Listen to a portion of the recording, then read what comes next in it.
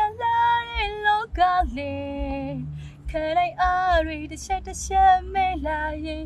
ပြီးတော့ချုံပေးလေချမီလားပြည်သူတွေဘဝပြောင်းစတေးခဲ့ရတယ်အပြည့်မဲ့ကလေးတို့ရဲ့မိဘများညရည်တွေမြေမခါတန်နိုင်တော့ကိုတို့ဘဝတွေကလမ်းမဲလက်တွေကိုမျောလင်းအချိန်ကုန်လုံးကနေခဲ့ငါတို့တော့ခဲ့ငါတို့မျောလင်းချက်မြမမျိုးကောင်းတဲ့သမီးတွေမှာဆင်လာရှိတဲ့တွေ့သစ္စာကဘာဒီမြေမြမမျိုးကောင်းတဲ့သမီးတွေမှာဆင်လာရှိတဲ့တွေ့သစ္စာကဘာဒီမြေအောင်ထဲမှာလဲစိုးစိုးဝါးတန်နေပါပဲအဓိကတော့စစ်ကြောရေးရဖြတ်တန်းလာပြီးတဲ့နောက်ပိုင်းမှာအင်းစိန်ထောင်မှာပေါ့နော်ဖြတ်တန်းလာတဲ့တောက်တရှူမှာလဲစိတ်တရားတွေတော်တော်များများရခဲ့ရတယ်ပေါ့နော်ထောင်ထဲမှာလူခွင့်ရေးရှိုးဖောက်ခံနေရတာရှိတယ်ပြီးတဲ့ခါကျတော့ဒီမျိုးသားမတွေ့လို့မျိုးသမီးကိုဖမ်းလာလိုက်တဲ့အချိန်မှာကိုဝင်သေးတွေပါပါတယ်ကိုဝင်သေးတွေပါတယ်ပြီးလို့ရှိရင်ခလေးတွေပါပါတယ်ပေါ့နော်ခလေးအဓိကယောက်ျားမတွေ့တဲ့အချိန်မှာခလေးအဲ့လာသားပေါ့နော်ခလေးအမေတွေကိုလည်းဆွဲခေါ်လာတယ်ဒါမျိုးတွေလည်းရှိတယ်ပေါ့နော်ပြီးတဲ့ခါကျရင်သူတို့ကဒီထောင်ထဲမှာတခြားမှုတွေနဲ့ပါကိုယ်ကိုရောထားပြီးတော့မှပြောရမယ်ဆိုလို့ရှိရင်ရန်တိုက်တာမျိုးတွေပြီးတဲ့ခါကျရင်အကြောင်းမကြီးစူပူမှုမဖြစ်အောင်လှုပ်ဆောင်မှုတွေပေါ့နော်ပြီးရင်သူတို့ရဲ့သတင်းပေးတွေပေါ့ပြောရမယ်ဆိုရင်တော့ညီမတို့ဒီပြည်သူတွေပြောပုံရဒလန်ပေါ့နော်ထောင်ထဲမှာလည်းဒလန်ဆိုတာမျိုးတွေညီမတို့ကြုံခဲ့ရတယ်သူတို့ရဲ့စောက်ကြည့်တာတွေခံခဲ့ရတယ်ဝန်ထမ်းတွေရဲ့စောက်ကြည့်တာတွေခံခဲ့ရတယ်ပေါ့နော်ပြီးတဲ့ခါကျရင်ညီမတို့ကအပြင်မှာဘာတွေဖြစ်နေလဲအဲ့ဒီပုံမှာမူတည်ပြီးအထဲမှာလည်းနိုင်ချင်းတွေကဒီတိုင်းမနေကြဘူးပေါ့နော်အဲ့လိုကြားမှာလှုပ်ဆောင်ကြတဲ့ခါကျရင်တိုက်ပိတ်အေးအေးယူခံရတာတွေရဲ့ညှိနှိုင်းဆက်မှုတွေရဲ့ထောင်ထဲမှာလည်းဖြစ်နေနေတဲ့ကြုံရတာရှိရပေါ့နော်ပြီးတဲ့ခါကျရင်သူတို့ဆိုးသွမ်းတယ်လို့စိတ်ကပ်ပြီးတော့ထောင်မြောင်းပို့လိုက်ရတာတွေလည်းရှိတာပေါ့နော်အဲ့လိုထောင်မြောင်းပို့ခံလိုက်ရတဲ့ထဲမှာလည်းညီမလည်းပါဝင်ပေါ့နော်ညီမပြောရမယ်ဆိုရင်2021မှာဖမ်းမိရယ်2023မှာ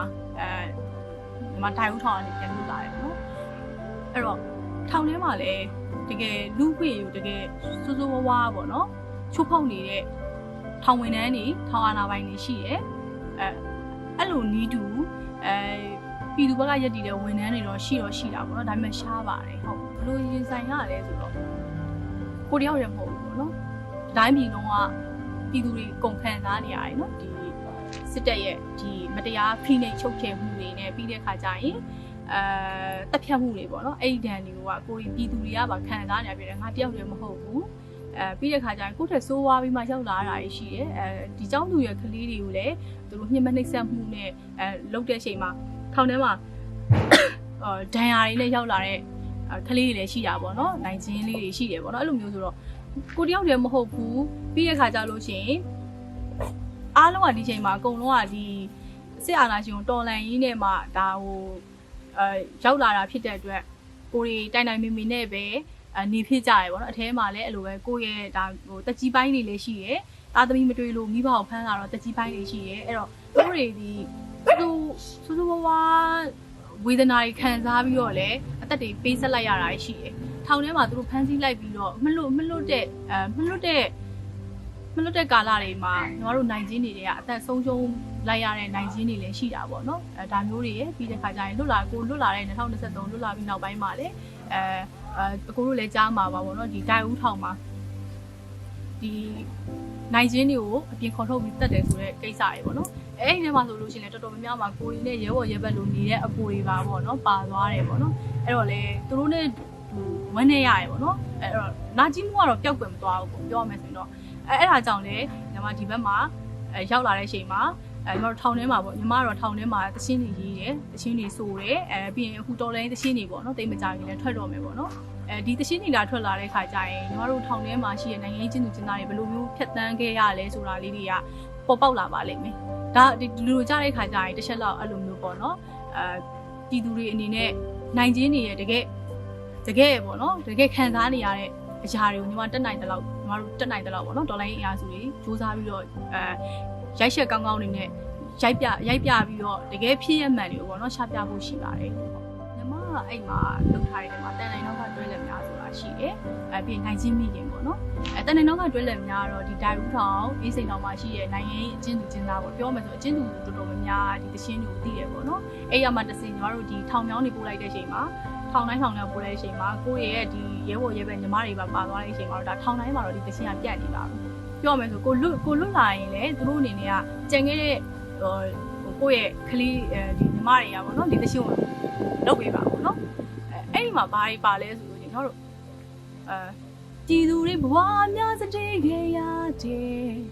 အပြင်းမဲ့တဲ့ကလေးတို့ရဲ့မိဘများမျက်ရည်တွေမြေမခါတန်တိုင်းနောက်ကတို့ဘဝတွေကလမ်းပဲလက်တွေကိုမျောလင်းရင်အချိန်ကုန်လုံးငါနေခဲ့ငါတို့နာခဲ့ငါတို့မျောလင်းချက်မြမမျိုးကောင်းတဲ့သမီးတွေမှာဆင်လာရှိတယ်သွေးသစ္စာကဘာဒီရဲ့အဲ့မှာဆိုလို့ရှိရင်ငါတို့တန်တိုင်းတော့မှရှိတဲ့လူတွေကဘသူကကိုတွေကိုကဲထုတ်မလဲပေါ့နော်အဲ့ကန်းလန်းတဲ့လက်တွေကိုမျောနေတဲ့တန်တိုင်းကြားထဲမှာတိုက်ပိတ်ခံရတယ်ညှဉ်းပန်းနှိပ်စက်မှုတွေခံနေရတယ်လူခွေရှူပေါက်ခံနေရတယ်ပေါ့နော်ပြီးတဲ့အခါကျရင်အဲ့မှာအိမ်ပြန်ခြင်းတဲ့စိတ်တို့ရဲဆိုတဲ့ဟာမှာညီမတို့မှာဒီဘေးတော့လွတ်မယ်ဆိုတော့မျောလင်းချက်တွေနဲ့အိမ်ပြန်ခြင်းတဲ့စိတ်ကတော့နိုင်ငံရေးကျင်းသူကျင်းသားတွေရဲ့မျောလင်းချက်ပေါ့နော်ပြောရမယ်ဆိုမျောလင်းချက်တွေရိုက်ချိုးခံရတယ်အိမ်ပြန်ရမယ်လို့မျောလင့်နေကြရမှာတက်တွေခံနေရတယ်တက်တွေသတိပေးနေရတယ်ပေါ့နော်ဒါမျိုးတွေကြုံတာဖြစ်တဲ့အတွက်ဒီသချင်းတွေမှာညီမတို့အနှစ်တကြီးပါတယ်ပေါ့နော်အဲ့တော့ပြောချင်တာကဒီသချင်းနေမှာအနှစ်တွေပါတယ်ပြီးတဲ့ခါကျရင်မော့ဆန်နေဒီတန်နောက်ကတွဲလက်များပေါ့နော်ဒီတန်နောက်ကတွဲလက်များမှာဒါနိုင်ငံရေးချင်းသူကိုရီဒါပြောမယ်ဆိုရင်လူငယ်တွေနဲ့ပေါင်းပြီးတော့เนาะပြီးရင်အဲ့မှာရှိတဲ့လူကြီးပေါ့เนาะအမေရွယ်သူတို့တွေရဲ့အကြံဉာဏ်တွေနဲ့ဒါရေးဆက်ထားတာပေါ့เนาะလူငယ်တွေညီမတွေနဲ့ပေါင်းပြီးတော့မှဒါဖွဲ့တည်လိုက်တဲ့သူ့မော့ဆန်တယ်သူအဲ့တချင်းကိုချင်းမှာဒီတချင်းဆိုလိုက်ပြီဆိုတာနဲ့တွေးကြွလာတာရှိတယ်ပြီးတိုက်ပိတ်ခံနေရရင်ကြွေးကြော်ရရင်ကိုရီမူတီတက်တယ်လို့မျိုးရတာပေါ့เนาะဒါကတော့လွတ်လာတဲ့နိုင်ချင်းညီမငယ်တွေစီရောပြီးတဲ့ခါကျရင်ကိုဖြတ်တန်းတဲ့ထောင်မှာရှိတဲ့ကလေးတွေပေါ့เนาะသူတို့တွေကဒီသချင်းနဲ့ပတ်သက်လို့ရှိရင်တော်တော်များများကစိတ်တက်ခွန်အားရတယ်ပေါ့နော်ဒါမျိုးတွေနဲ့ဖြစ်တဲ့အတွက်ဒီသချင်းကိုညီမကတော့လွတ်လာတဲ့အချိန်မှာညီမစူးစမ်းလုပ်မယ်လက်ရှိလည်းလုပ်နေပါတယ်တိတ်မစားခင်လည်းပြည်သူပေါ့နော်ပြည်သူတွေရဲ့ရှင်မတဲ့ကိုထည့်မယ်ပေါ့နော်အဲ့တော့ညီမဒီဘက်ကိုရောက်လာတဲ့အချိန်မှာအခက်အခဲပေါင်းစုံကနေပြီးတော့ရင်ဆိုင်ရပြီးတော့ရောက်လာတယ်လွတ်လာတဲ့အချိန်လည်းညီမမနာဘူးပေါ့နော်တရက်မှမနာဘူးဒါဒီပါလဲဆိုရင်ညီမတို့တော်လိုင်းပေါ်မှာထားတဲ့သစ္စာတရားညီမတို့အဓိကပါလဲစစ်အာဏာရှင်ကိုဘလို့မရှိဘူးစစ်အာဏာရှင်အမြင့်ပြတ်ဖို့ဆိုရင်ညီမတို့ဘလို့မျိုးတွေပိတ်လောင်ထားပါစေဘလို့မျိုးတွေထိန်းချုပ်ထားပါစေကန့်တန့်ထားပါစေညီမတို့ရဲ့ဒီအဆုံးထိတိုက်ပွဲဝင်သွားမှာပါဟုတ်